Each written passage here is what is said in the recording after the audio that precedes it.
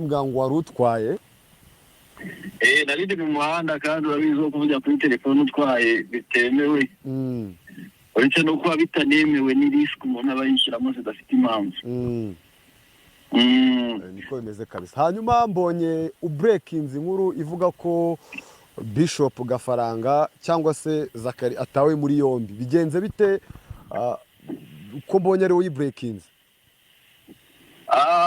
Ayo makuru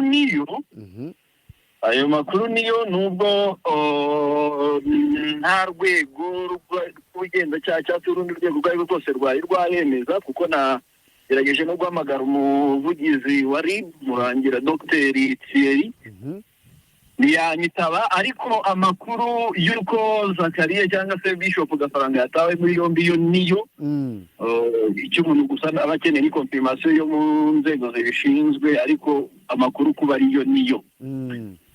Yatawe muri yombi rero kuri uyu munsi tariki 7 z'ukwezi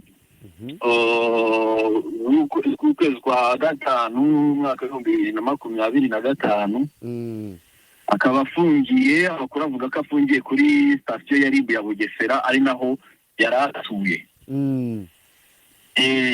Mbonye uvuze ko umugore we ari we watanze ikirego cya se wamureze amurega icyaha cyo guhoza ku nkeke.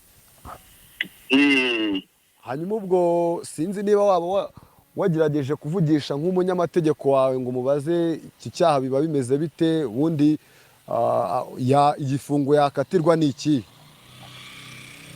Icyaha cyo guhoza ku nkeke yo kuri iyi kesi rero ho biratandukanye. Buriya hari abantu bahoza ku nkeke, hari n'ibintu n'abantu umuntu akora iyi nkuru ukavuga ati ariko se nibiwe njya mpora nkubwira nti mu ngo haberamo ibintu byinshi tukabona n'ibindi. Uribuka ko mu minsi yashize bigeze gufungura Channel, urabyibuka? Yego. Bacishagaho indirimbo zigiye zitandukanye, ibiganiro ndetse no gukora ibindi bikorwa bigiye bitandukanye. Gafaranga ndetse tunasubiye inyuma yenda tutaragera kuri kesi nyirizina. Yego.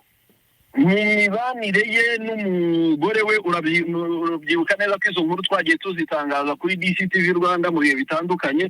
Ari ubukwe bwabaye, ngenda ndaza gusaba Placide niba ari kunyumva aze gushaka inkuru twakoze umwaka ushize yavugaga ku bukwe bwa Gafaranga, aze kuza kuyishyiraho nyuma y'iki kiganiro, abantu baze bahere mu mizi ukuntu babanye. Murabyuka ko babanye mu buryo ki bwatunguye abantu. Abantu bamwe na bamwe bati ngira ngo iyo nkuru n'umuntu natukiwe inshuro nyinshi cyane ngo ibyo uvuga ni ibihuha n'ibiki, ariko ubukwe buza kuba, ubukwe buba mu ibanga rikomeye. Kugira ngo n'ababyeyi witwa Rine Gahongayire niwe waje kuba umubyeyi we kwicara mu mwanya we, wagombaga muribuka ko hajemo no gushwana, abantu ntibabimenye bya gushwana kwe hagati ya Sabye ndetse na Chita yagombaga kuba MC muri ubwo bukwe, biza kurangira basuzuguriye kuri sari Nyamata, ndetse banasohorwa nabi cyane bibaya sana. Icyo gihe baje gushwana, nyuma baza kubw'inyungu buri wese yari afite ku wundi, abe Sabye na Chita ndetse na Gafaranga baza kubisortinga nk'abantu b'abagabo nyine bavuga ati reka turebe dufite inyungu ibindi tubivemo. Yego. Ibyo bintu byakomeje kugenda biba, babona bafunguye Channel, barimo barakora ibiganiro, ngira ngo baje no kwa Sabye, ariko amakuru mfite nuko biriya bintu byose byakorwaga uwitwa Annette Murava yabikoreshwaga ku gahato. Ngo biyororetse imbere urumva nk'umunyamakuru niba amenye inkuru mba ngomba kugenda ncukumbura. Yego nyine haba harimo n'ibivugwa, hakabamo ibintu byo gukabya, ariko nk'umunyamakuru mba ngomba kugenda menye nyirizina byagenze bite. Imibanire yabo yari yatangiye kuzamo agatotsi kuva nyuma y'igihe gitoya babanye. Kugira ngo n'ibya divorce ya Gafaranga twabivuzeho, ibyo agomba guha abana twabivuzeho, ndetse n'ibiki tuza kuvuga no ku manza yari arimo araregwamo, imanza zifite aho zishingiye na kampani yakoreraga yitwa Tom Transfers, niba abantu bayibuka. Yego. Tuza kugaruka ku nkuru nyinshi zigiye zitandukanye. Ibyo bibazo rero byose byatangiye kuba uruhuri. Nigeze kubabwira ko hari n'undi muntu nyuma yaho waje kumwishyuza amafaranga agera muri miliyoni 21, umugore utuye hanze y'u Rwanda.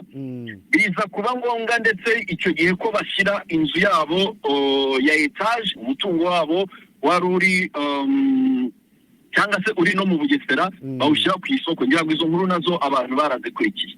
Muri kiriya gihe rero ibibazo byabo nibwo byatangiye, ariko mu makuru namenye ni uko kuva icyo gihe uwitwa Gafaranga ahoza ku nkeke uwitwa Annette Murava. Kumuhoza ku nkeke rero ushobora kuvuga uti ni kwa kuntu umuntu usanga umugore atatetse bya saa sita, ukarakara cyangwa ukaba wamubwira nabi, ukaba wamutuka, ukaba wagira uti ibyo ngibyo ngo ntazibana zidakomenya amahembe. Yego.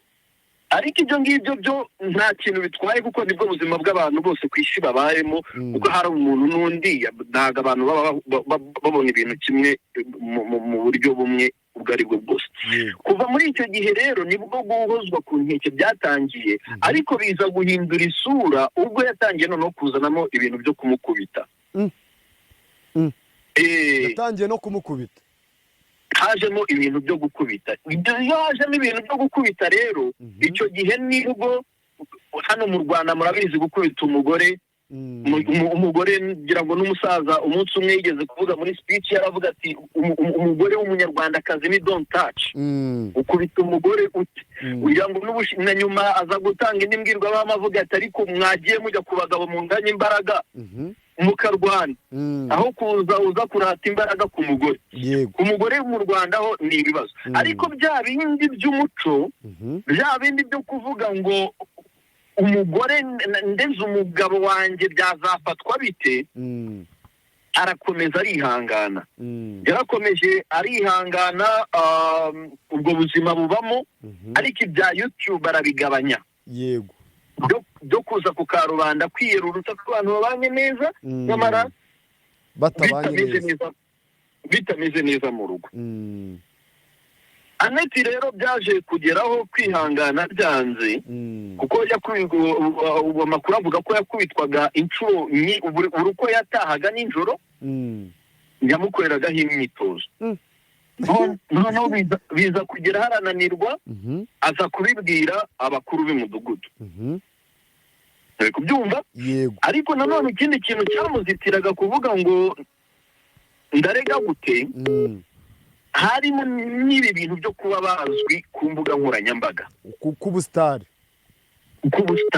Ati izi nkuru nizimenyekana ko njyewe umugore Annette Murava nareze umugabo wanjye Gafaranga, bizagenda bite cyangwa nzacahe? Sinzi niba uri kumva icyo kintu. Kubyumva nk'umusitari kujya mu mbuga nkoranyambaga bati ukubita umugore, cyane noneho ni Bishop, abantu bamufata nk'icyitegererezo, urumva byagaragara nabi. Yego. Hanyuma yarenzagaho uretse no kumukubita, yarenzagaho no kumubwira amagambo mabi, asesereza. Umuntu ashobora kukubwira, urumva umugore n'umugabo baba baziranye ku bintu bigiye bitandukanye.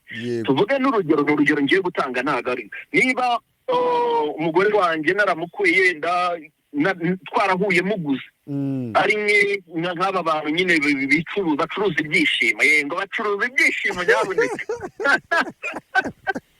Yego. Urumva? Cyangwa se reka nawe gutanga urugero aho ngaho, reka mfate urugero, yenda umugore wanjye mushatse iwabo bakennye,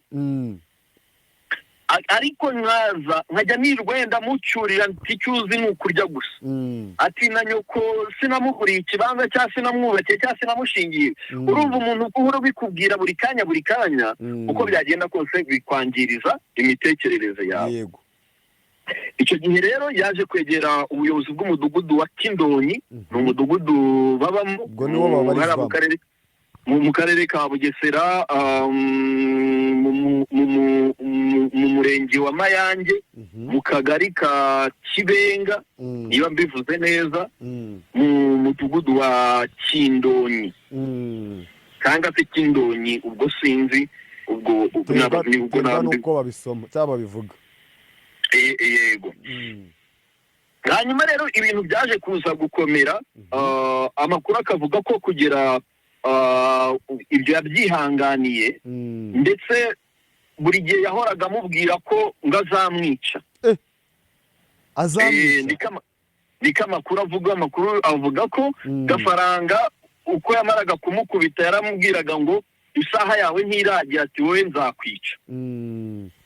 ariko amubwira ibyo ngibyo rero biragenda biza kugenda bigera amakuru avuga ko ejo bundi mu ijoro ryo ku itariki 27 z'ukwezi kwa kane mu mwaka wa 2025 ejo bundi 27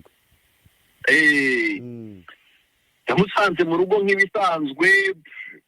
urumva umuntu wakumenyereje kugukubita cyangwa kugira gute hari ibyo ugeraho ukabimenyera, yego, ukavuga uti niko zubakwa niko zubakwa, yego. ubwo rero muri iryo joro niho navuga ko byabaye niba nabyita finali. iryo joro Nganeti yagombaga gupfa kuri 27 z'ukwezi kwa kane kuko mu isaha saa 6 z'ijoro amakuru avuga yuko yamusanze mu rugo. aramubwira ati inzu yabo ni etaje, yego, ati zamuka hejuru uze nkubwire. umugore bisanzwe nyine ugiye kwitaba umugabo we, sheri we cyangwa se iki, urumva niyo nako kantu kazamo kugutuka cyangwa gukubita, ubwo yari yagezeho yari yakiriye, yego. maze ahageze icyo umugabo yahise akora yahise amufungirana mu nzu, akuramo urufunguzo. arangije nka kwa kundi yahoraga amubwira ati ndakwibikiye isaha yawe ntiragera, nibwo yahise amubwira ati noneho umunsi wawe wageze. yari yo saha yo gupfa. icyo yakoze ni iki, yahise atangira kumuniga. uri kubyumva? Yego. ari nako akwita mu nda, buriya mu nda ngo ntabwo ngo bigaragara, kuruta umuntu mu maso ni za mpfunira. ubwo izo ni imvugo zanyu niwo ubyivugiye. yego, urumva? aramuniga bimara akanya kugeza ubwo Aneti yaje, nabyita nkaho ari uguhera.